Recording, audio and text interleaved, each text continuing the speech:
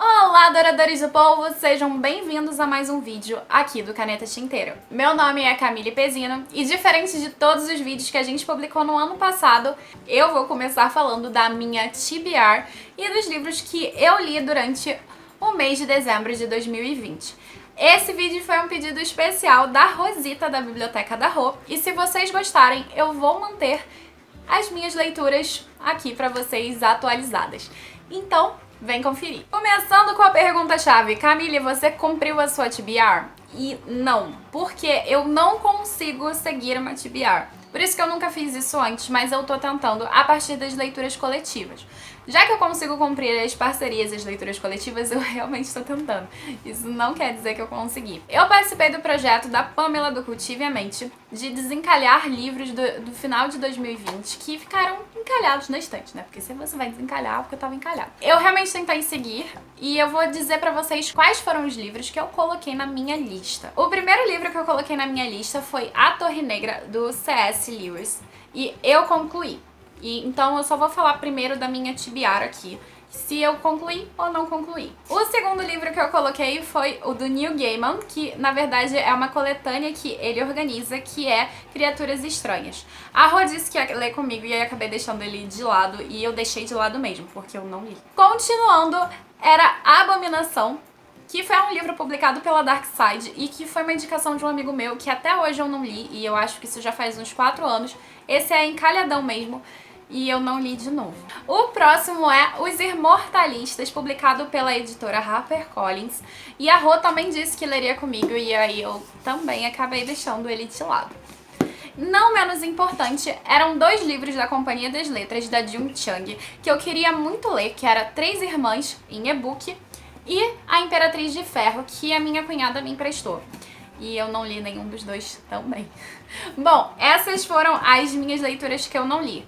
Porém, como vocês já sabem, porque eu falei aqui no canal, fiz uma live com a Carol Mariotti, eu li O Timbre, que é o terceiro e último volume da série O Ceifador, do Neil Shusterman, publicado pela editora Seguinte, e eu realmente li. O último livro dos meus desencalhados era O Buraco da Agulha, do Ken Follett, que publicado pela editora Arqueiro, e esse eu li também. Então, assim, dos encalhados que eu falei que eu ia ler, eu só li 3. Então eu meio que quebrei a minha TBR. Porém, eu li vários livros. Então agora eu vou falar pra vocês dos livros lidos de dezembro de 2020. Ao contrário da minha TBR, que foi completamente furada. E eu furei mesmo porque eu li vários livros diferentes. E, bem, eu vou falar deles rapidinho aqui pra vocês. O primeiro livro que eu li durante o mês de dezembro foi Correio Sul, do Antoine Saint-Exupéry. Eu resolvi lê-lo porque no clube que eu organizo junto com a Ju, que é da Biblioteca da Juju, a gente ia ler, ou melhor, reler O Pequeno Príncipe, que eu li em francês agora, que foi o Le Petit Prince, que é o nome original. Pois bem, e foi muito interessante a experiência da leitura de Correio Sul, justamente porque Correio Sul é uma obra que é autobiográfica e explica muito do que a gente vai encontrar em Le Petit Prince. Então foi uma experiência maravilhosa. Eu comprei esse livro por R$10 numa das feirinhas de shopping que tem, e esse livro foi publicado e editado pela Nova Fronteira.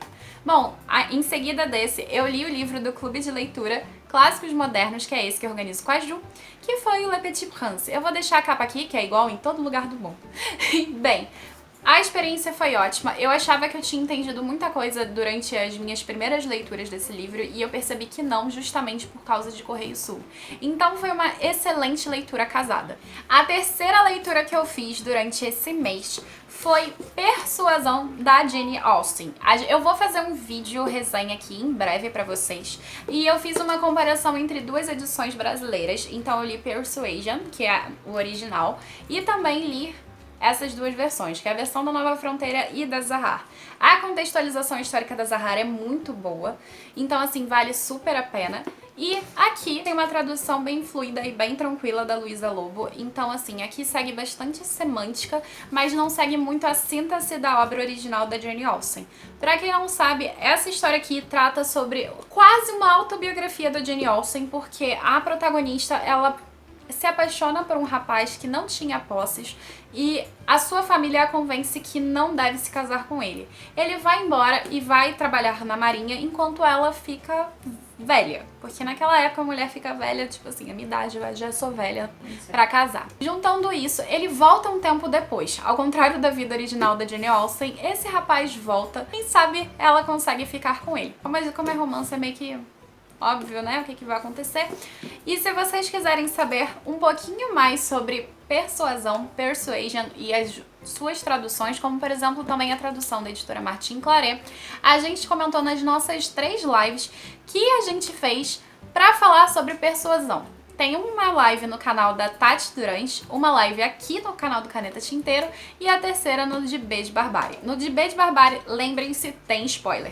Então a minha sugestão é que você possa fazer quase uns sprints de leitura e saber um pouquinho sobre essa história. O próximo livro que eu li foi no Kindle, que foi o terceiro livro da trilogia O Ceifador, que é o Timbre, do Neil Shusterman.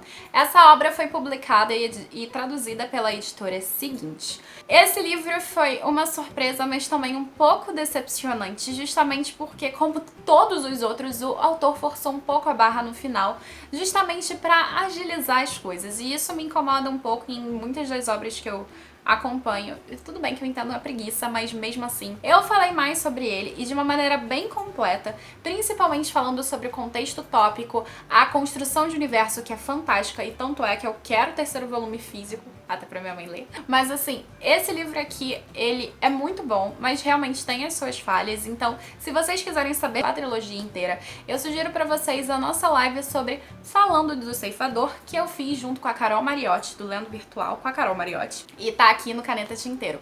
Então eu mega sugiro pra vocês esta leitura e também ir lá conferir se é o do seu gosto. A próxima leitura que eu fiz foi O Buraco da Agulha, do Ken Follett, publicado pela editora Arqueiro. E essa leitura aqui foi uma leitura ótima, mas ao mesmo tempo um pouco incômoda, porque o final também é forçado, tanto quanto o Timbre.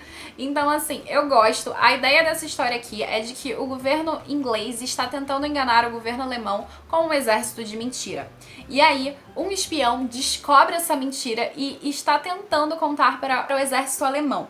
No entanto, o governo inglês está tentando impedir. E é basicamente isso. E temos uma protagonista feminina entrando em destaque na narrativa. Embora a forma como ela entra em destaque me incomode um pouco, eu entendo que o Ken Follett, nesse período que ele escreve, foi um dos primeiros livros, se não o primeiro. Ele escreveu esse livro em 3 semanas, então assim, alguns dos erros talvez fossem por conta da pressa e, ao mesmo tempo, a forma como a protagonista é desenvolvida tem a relação também com o período histórico. Então assim, eu não vou julgar esse aspecto. O personagem mais carismático pra mim é o vilão, que no caso é o espião, que pra mim ele nem é vilão. O Ken Follett tenta pintar ele como vilão aqui, mas pra mim não consegue, afinal isso é uma guerra. E é interessante que ele vai contra muitas das coisas que o próprio governo alemão pratica e diz que tem que ser feito. Então assim, é uma coisa um tanto contraditória aqui na história, mas é uma leitura muito grata porque o Ken Follett foi bastante criativo durante a execução desse livro aqui. A minha próxima leitura foi uma leitura que eu já queria fazer há muito tempo, eu já tava com o livro aqui há bastante tempo e a Rô me incentivou a fazer, que foi De Volta pra Casa, da Shanna Maguire, que foi publicado pela editora Morro Branco. Essa leitura me agradou muito no início, como vocês podem ver na live de sprint que eu falei na Roku, que já tinha 4 estrelas só por um comentário aqui. Afinal, aqui a gente está trabalhando a história de crianças que querem voltar para o mundo mágico. Elas foram para o mundo mágico e voltaram para o mundo delas, e agora o que acontece com elas? A proposta é muito boa, trabalha essa noção de viagens para mundos paralelos de maneira psicológica também, não só literal, mas também metafórica. O único problema é que algumas das soluções e algumas das representatividades da forma que a autora colocou me incomodaram. Eu falei bastante sobre isso nos stories do Instagram, e então foi um tanto decepcionante. Eu acabei até descendo a nota por conta disso. Mas quem sabe, Rosita, quem sabe a gente faz uma live e você muda a minha opinião sobre isso aqui. É uma leitura que vale a pena justamente porque ele mostra bastante da psicologia, dessa necessidade de viajar para outros mundos para se sentir aceito. Então isso foi bem bacana. É uma leitura que vale a pena, apesar dos meus incômodos. A próxima leitura que eu fiz não era para eu ter feito no Kindle, porque o livro não chegou, a editora HarperCollins me enviou, mas literalmente até agora eu estou sem o livro, que é Orgulho da Ibi-Zoboi. Esse livro é uma releitura de Orgulho e Preconceito, em que uma jovem que não tem muitas posses conhece um cara rico, e esse cara rico é um tonto babaca. Só que aqui nesse livro, nessa adaptação como releitura, desculpa, a nota é 0. Eu achei uma péssima releitura, porque muitas das coisas a autora tenta convencer e não consegue. Mas tem críticas bem interessantes, como por exemplo a gentrificação, lugares em que existe uma demanda de capital baixa e por conta de uma parcela da população que é rica e acaba se transferindo para esse lugar, esse ambiente acaba tendo mais impostos, é como se o IPTU subisse, sabe? Então assim, é uma coisa que acontece com frequência nos Estados Unidos e é uma pesquisa muito forte por lá, de bairros periféricos, então assim, a leitura ela tem seus pontos positivos, principalmente sobre as questões raciais americanas.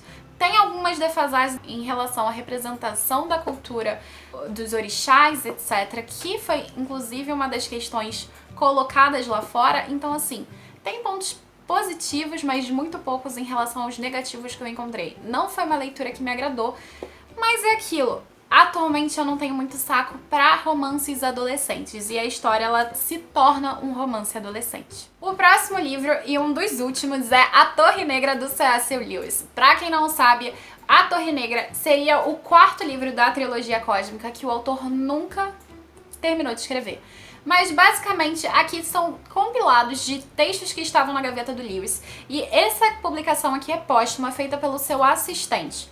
Alguns pedaços desses contos, como por exemplo da Torre Negra, foram queimados, porque a família do C.S. Lewis resolveu queimar tudo e ele conseguiu salvar algumas coisas para fazer essa publicação. Pra mim, o melhor conto aqui é As Formas das Coisas Desconhecidas. Foi algum conto que eu inclusive não posso dar spoiler, mas ele é bem intenso e eu acho que o intuito do autor é a gente não saber realmente o que está acontecendo. E o final também ele é muito bom.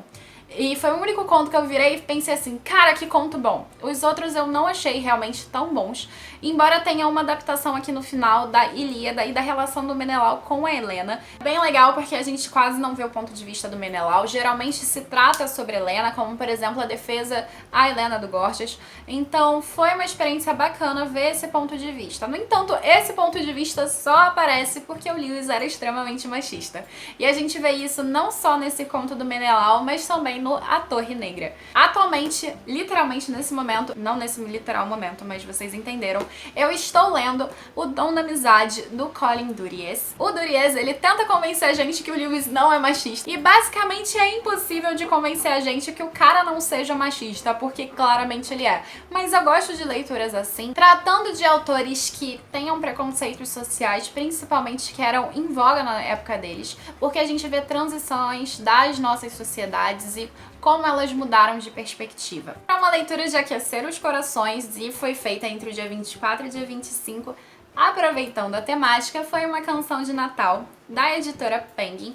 Eu já tinha lido Christmas Carol no inglês, então se você é leitor de inglês ou está começando, é uma leitura super acessível, porque o Charles Dickens tem esse intuito. Aqui a gente vai conhecer o Scrooge, que é um cara extremamente ranzinza que vai ser visitado por 3 fantasmas, passado, do presente e do futuro.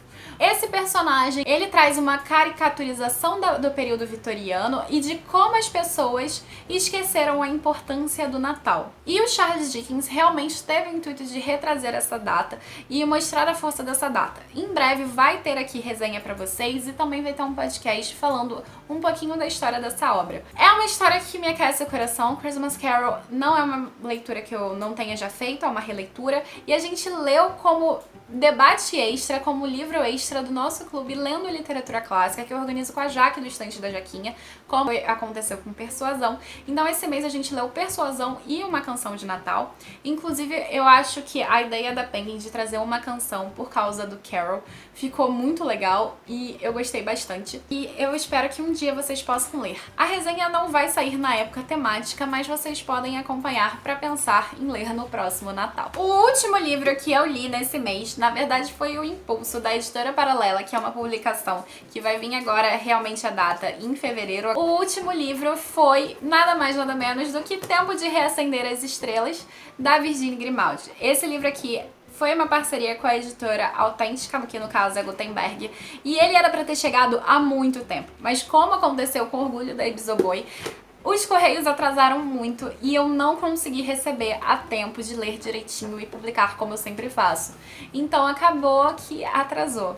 Então em breve eu trago pra vocês uma resenha desse livro. A história basicamente fala de uma mãe com duas filhas. Essa mãe é divorciada, a gente não sabe bem por que aconteceu o divórcio. Ela é cheia de dívidas e acontece uma coisa que faz com que ela perca o emprego e tenha dinheiro suficiente para pagar essas dívidas. Mas as suas duas filhas estão com um problema. Uma sofre bullying no colégio e a outra está dando a louca. Então, basicamente, ela resolve pegar esse dinheiro e sair para viajar num trailer com as duas e fazer uma viagem até a Aurora Boreal. E aí a gente vai encontrar uma história que fala muito sobre família, sobre as relações que a gente constrói com as outras pessoas, sobre o que é o amor e o que é a aceitação do eu, entre outras coisas. Em breve eu trago a resenha desse livro aqui pra vocês. É um livro um tanto emocionante. Tem uma forçadinha no final, mas dá pra relevar. Essa pilha aqui foi a minha pilha de leituras de dezembro de 2020. Foi um final de ano muito positivo e é isso, gente. Ficamos por aqui. Eu espero que vocês tenham gostado desse vídeo. Se vocês gostarem desse tipo de vídeo, eu tento trazer mais vezes pra vocês. Não deixem de se inscrever no canal, ativar o sininho. Não deixem de se inscrever no canal, ativar o... Não deixem de se inscrever no canal. Não deixem de se inscrever no canal, ativar o sininho e curtirem esse vídeo. Fala aqui nos comentários pra mim quais foram os livros que você leu, se você leu algum dos livros que eu citei aqui, ou alguma leitura que eu deva fazer, como por exemplo os livros que eu não li. E é isso, gente. Um beijo pra vocês e até a próxima. Tchau, tchau!